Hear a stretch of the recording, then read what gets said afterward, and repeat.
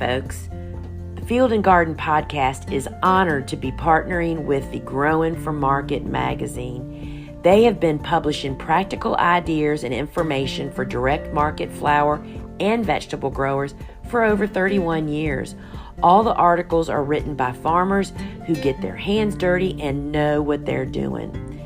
The magazine is still on the same mission as when the Flower Farmer book author Lynn Basinski founded this magazine back in 1992 to connect growers with the best ideas from other growers.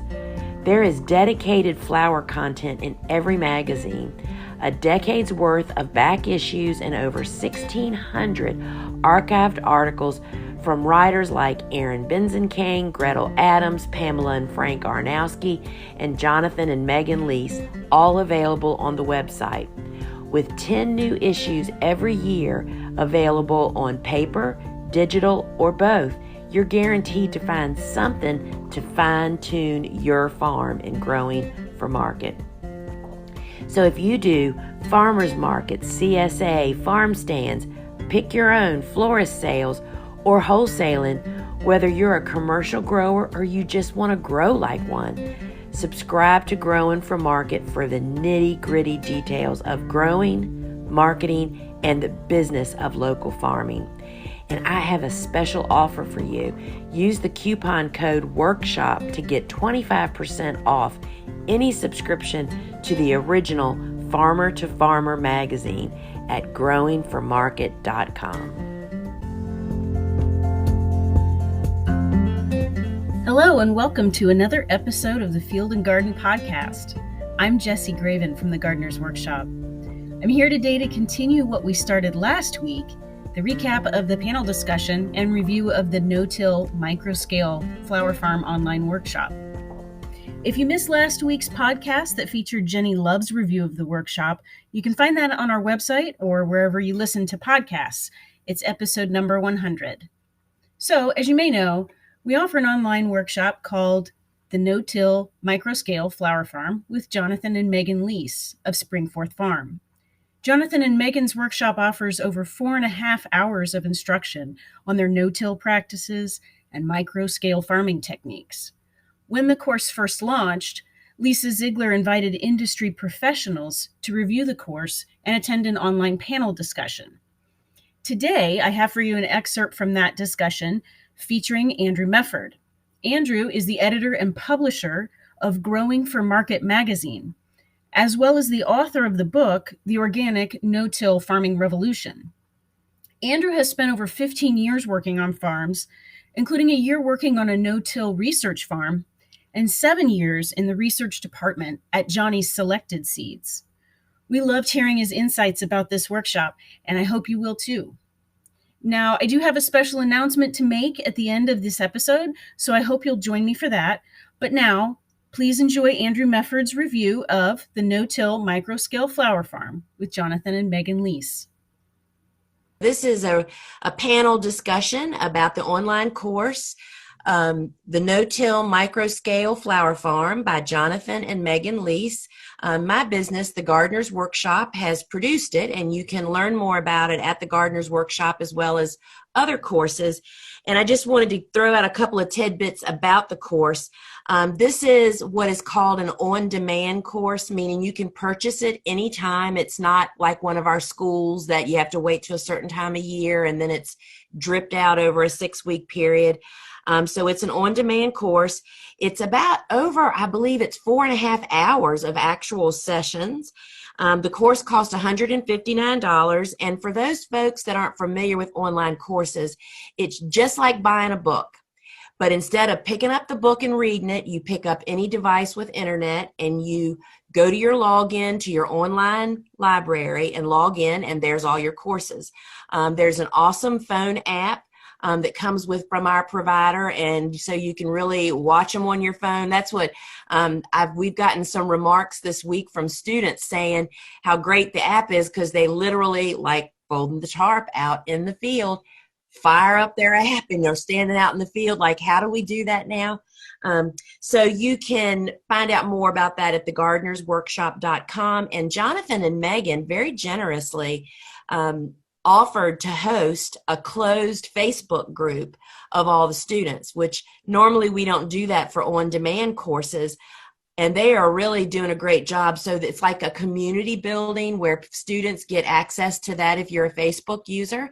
And Jonathan and Megan jump in and out, checking in and trying to answer questions. And so it's just a great community that's starting to kind of develop. Andrew? Thanks, Lisa. My name is Andrew Mefferd. I'm the editor of Growing for Market magazine. I've been farming off and on for the last 15 years or so, apprenticing on farms from Virginia to Pennsylvania to California, Washington State, all over the place. The thing that gets most of my time these days is editing the magazine. In fact, this is a copy of the April magazine, which I point out because Jonathan and Megan have an article in that magazine. So Growing for Market has been around for 29 years. It's really the source of information for local vegetable and flower growers. We have information about both in every single magazine. 3 years ago, I wrote this Greenhouse and Hoop House Growers Handbook, which is mostly not about flowers, but a lot about growing crops in greenhouses. And then 2 years ago, I came out with the Organic No-Till Farming Revolution. And part of the reason that I point this out is because Jonathan and Megan, whose course we're talking about tonight, this book was an interview book because many years ago I worked on a research farm at Virginia Tech in Blacksburg, Virginia, trying to learn how to do no-till. And it was really great, but I learned a method with a roller crimper method you may be familiar with that didn't really work out for our farm. We weren't quite a micro farm, but at the time we were leasing 3 acres from my grandma in Pennsylvania. And so what I realized is the roller crimper method doesn't really scale down. What I needed was the kind of stuff that Megan and Jonathan were doing. So the best interviews went in there. Yeah, I did like the setup, the introduction to the course, which is basically talking about how, I feel like that's how not to burn out, right? Because they're talking about how, set your goals and sort of have that check-in. I forget what they called it, the winter retreat or something. Yeah, the retreat with your spouse. Yep. To sort of like check in and see, like, okay, we set all these great goals. Like, how are we doing on them? Are we making progress? Are we burning out? And all those kind of things. Because I'm guessing probably a lot of people who buy this course are almost like ready to burn out. They might be like, I'm there. Like, I'm ready to do this thing. And that may sound great when you're at the beginning, but there's going to come a point where you're tired of eating Cheerios for dinner for a month, or like, hey, whatever. That's my line. I say that too. Sorry, my wife and I are both very passionate about farming. My wife calls it doing the apprentice circuit, where we just moved around the country working on different people's farms. And there's some point where it seems like I just want to do this all day long. But then after you do it all day long for long enough, you're going to get burned out. And so I thought that was a great place to start the course with the how to set your goals, because if you really do this on any kind of a scale, like the micro farm, it doesn't even have to be a big plot to take up all your time, right? You're very in danger of getting burned out. So I like the fact that they started out with sort of like setting your goals and expectations and those kind of things, because there will probably be some time when what you're loving on right now, you're going to be sick of it. And so you have to sort of like be able to check back in with yourself from 2 years earlier and be like, do I still like what I'm doing or not? So I thought that was a great way to start it. I also should probably say I'm definitely not an unbiased opinion in this case, because of course, I have been to Jonathan and Megan's farm. They were in my no-till book, and so I'm big fans of theirs, but for a reason. They do have a lot of really good practical advice. I love the way that they do stuff. So I'm definitely not unbiased, but not for good reason. So, Andrew, I think you're also in a position to really see what farmers are hungry for, what they're looking for. And I feel like that what Jonathan and Megan have really highlighted in this course is really honing in on, I guess what I'm trying to say is I feel like there are so many farmers that don't want to do this both partners full time. They're looking for this add on, do something they love, maybe an add on income for their family, and to be able to do it in a way that they feel good about what they're not causing harm by what they're doing. And that it's just really a great an inspiration for people that are feeling like that. What do you feel like? Don't you feel like farmers are just kind of hungry to find better ways to do things, to not be harmful to the environment, and to feel good about what they're doing? Yeah, absolutely. And that is one of the things that always drew me to no-till, was just being as ecologically being as ecological as possible. But another thing for me is that Megan said during the course that resonated with me was just that I think she said, she's not into equipment, and it's the same thing. Basically, I'm a plant nerd, right? I'm in this because I like plants and understanding what makes them happy and how it's my job to keep them happy, right? I hate the smell of gasoline in the morning is one way to put that. Is that if I can, I don't want to spend my day figuring out why my rototiller or my tractor's not going to start. I want to spend my day messing around with my plants, figuring out maybe why they're not happy, keeping them happy, and what can solve it. And so that is definitely one of the things that resonates for me with the whole micro scale farming. Just that one of the exciting things for me about no-till is that it breaks down the biggest barriers that I see for beginning farmers. And those barriers are access to land and access to equipment, right? Because granted, in most cases, equipment isn't as expensive as land. But if you feel like you need a tractor, that is a big barrier. And so I just love the fact that they talk about how if it doesn't matter if you don't have a whole lot of land, it doesn't matter if you don't have any equipment. You can do this on a very small scale, and it either make a very serious hobby out of it or make a living on it. You don't need acres to make a living. Anybody who's gardened can tell you, a half acre will keep you more than busy. You don't need a lot of space to produce a lot of food or flowers and keep yourself busy, right? And even make a living at it. So yeah, I think that's a good message. Whether or not you have a partner who's interested in it, you don't need a partner necessarily. You don't need a lot of land. You can just go out there and do it on a small scale. And that's where I think their emphasis on specialization, right? In the book they're talking about they don't need a huge piece of land to be productive. And their other thing about how they so this is maybe one thing I know a little bit more from their background, but they talk about this in the video, how they started out. They had all these different marketing channels. They basically tried everything under the sun to sell their flowers. And then at the end, they honed in on wholesaling with cool flowers, right? They're not even a full season. I mean, I think they grow things year round, but they really grow for the wholesale market really just during that cool season. Sort of like, I get the feeling they're planting stuff the previous fall and winter to overwinter, and then they're doing stuff in the springtime. And because the reason I think it's so important that they emphasize specialization is because the biggest mistake that I see starting farmers making, and I know we made it ourselves, was under specialization, was trying to do everything. We're like, well, we'll grow vegetables, we'll also grow some flowers, and we'll have a couple cows, a herd of sheep, and let's also have a goat. What the heck? Come on. And so and chickens.